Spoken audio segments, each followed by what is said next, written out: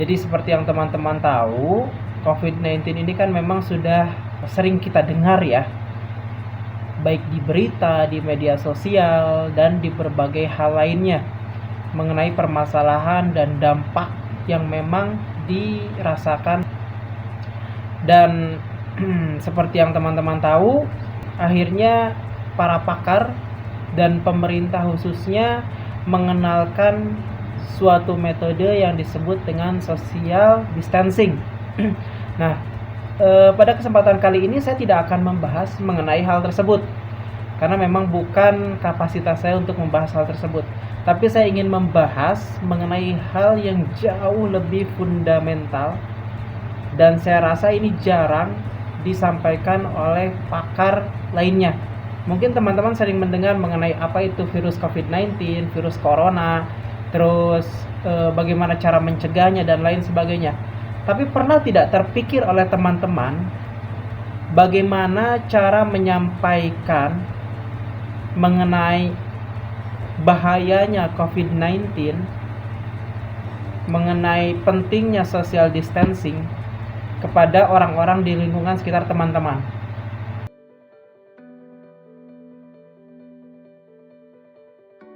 Ketika teman-teman mengetahui hal tersebut, lalu teman-teman ingin menyampaikan bahayanya virus ini kepada orang-orang yang teman-teman sayangi.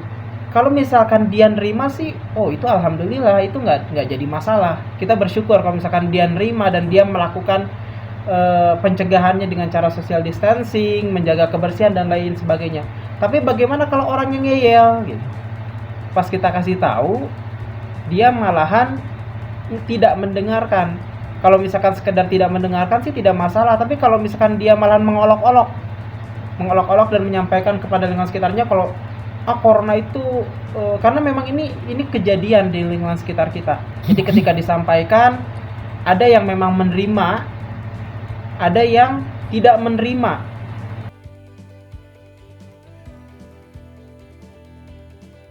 Dampaknya kan ke keluarga juga, kepada orang-orang yang kita sayangi. Mungkin kalau misalkan orang seperti saya yang usianya jauh dari kata rentan terkena dampak yang berbahaya dari virus tersebut, mungkin tidak masalah. Tapi kalau misalkan dari saya, nauzubillah, akhirnya tertular kepada orang tua yang memang sudah berusia, ya kan, usia lanjut, pada anak yang masih kecil yang memang rentan lah gitu.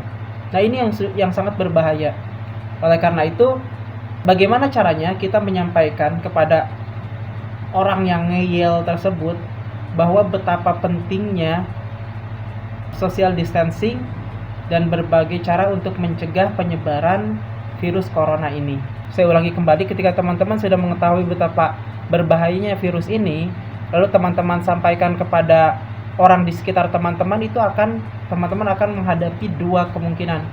Yang pertama, orang tersebut akan menerima apa yang teman-teman sampaikan. Dan yang kedua, orang tersebut tidak akan menerima. Nah, bagaimana caranya supaya kita bisa menyampaikan kepada orang yang ngeyel ini dan dia pada akhirnya mau menerima apa yang kita sampaikan?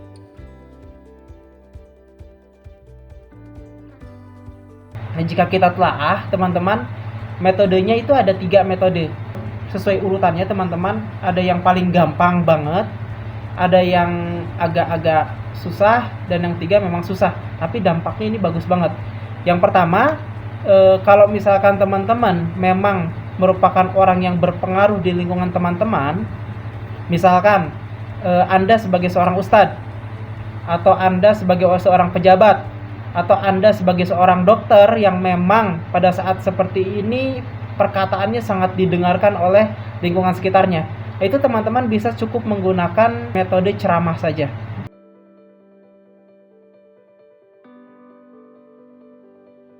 Jadi teman-teman bisa menyampaikan secara lisan, secara langsung kepada yang bersangkutan mengenai pentingnya kita untuk menjaga kebersihan dan lain sebagainya.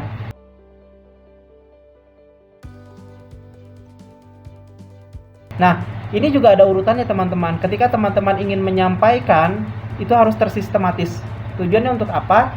supaya dia terpancing untuk ingin mendengarkan apa yang teman-teman katakan, dan setelah itu dia akan semakin penasaran. Ketika penasaran itu ilmunya masuk tepat ke otak dia.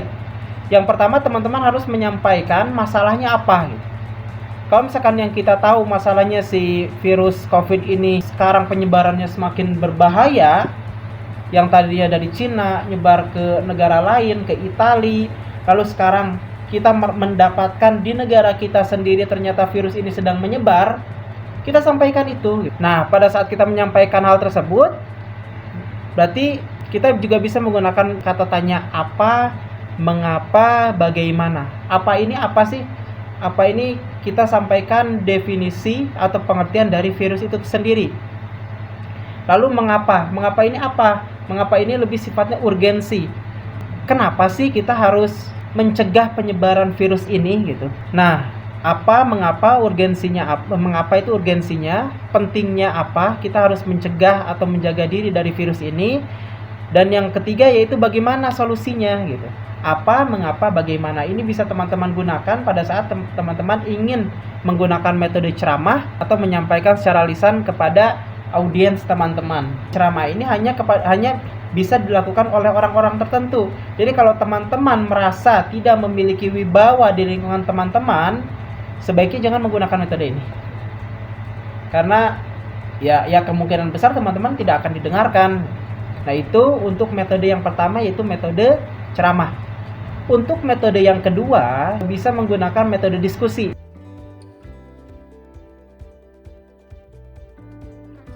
Nah, metode diskusi ini bisa teman-teman gunakan ketika misalkan sesi pembelajaran. Jadi ketika misalkan seorang guru mengadakan proses pembelajaran, itu bisa menggunakan metode diskusi mengenai COVID-19 ini.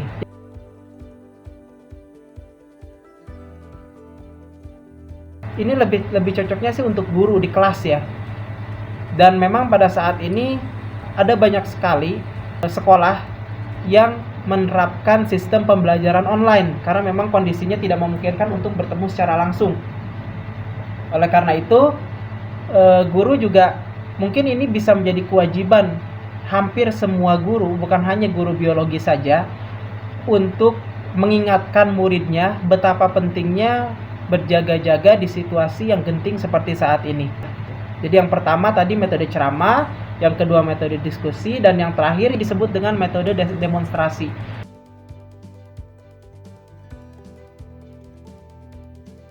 Dan metode demonstrasi ini bagusnya dia bisa digunakan oleh siapapun, termasuk kita yang memang tidak memiliki kekuatan di lingkungan masyarakat.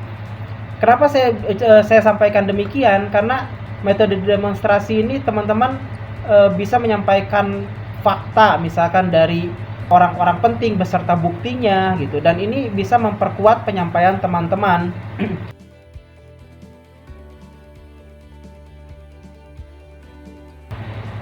Cara metode demonstrasi itu macam-macam. Kalau misalkan yang pernah saya lakukan mengenai COVID-19 ini, misalkan tetap kita kembali ke pertanyaan yang tadi ya, apa, mengapa, bagaimana. Tapi saya utamakan dulu urgensinya. Urgensi ini berarti masalahnya apa. Nah, biasanya saya liatin nih ke orang yang ngeyel ini, saya liatin videonya. Dampak dari COVID-19 itu seperti apa. Misalkan kita lihat korban dari COVID-19, terus misalkan ada penyampaian dari Pak Jokowi mengenai korban COVID-19 yang semakin bertambah dan lain sebagainya. Ketika kita liatin video tersebut, kemungkinan si audiens akan percaya itu jauh lebih besar dari metode-metode sebelumnya.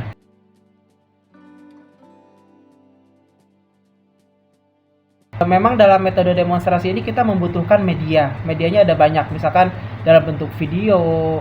Saat ini bisa menggunakan YouTube. Teman-teman pertama bisa melihatkan video fakta mengenai permasalahan yang dirasakan saat ini. Contohnya video mengenai korban COVID-19, terus video mengenai pernyataan dari presiden mengenai permasalahan saat ini gitu, dan lain sebagainya. Pokoknya intinya teman-teman sampaikan video yang sifatnya berupa masalah. Nah, pada saat itu itu akan memunculkan rasa takut kepada audiens. Nah, rasa takut ini tujuannya bukan kita untuk menakut-nakuti, tapi tujuannya untuk membangkitkan rasa penasaran dia.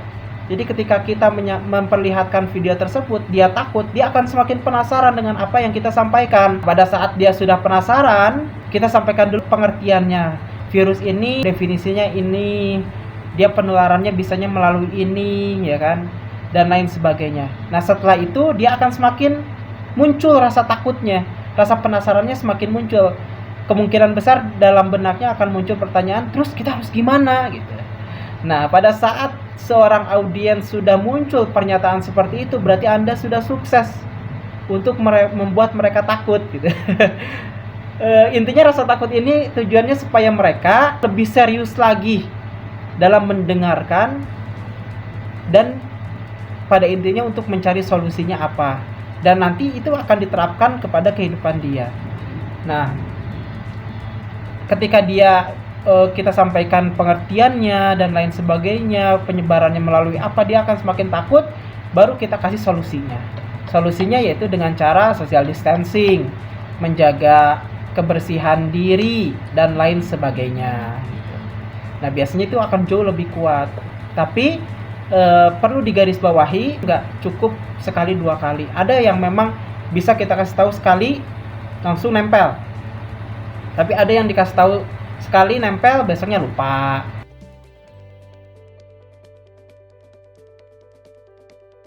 Pada intinya kita jangan pernah bosan untuk mengingatkan orang-orang di lingkungan sekitar kita, khususnya orang-orang yang kita sayangi, baik orang itu mau mendengarkan kita atau orang itu ngeyel, tetap kita harus kasih tahu.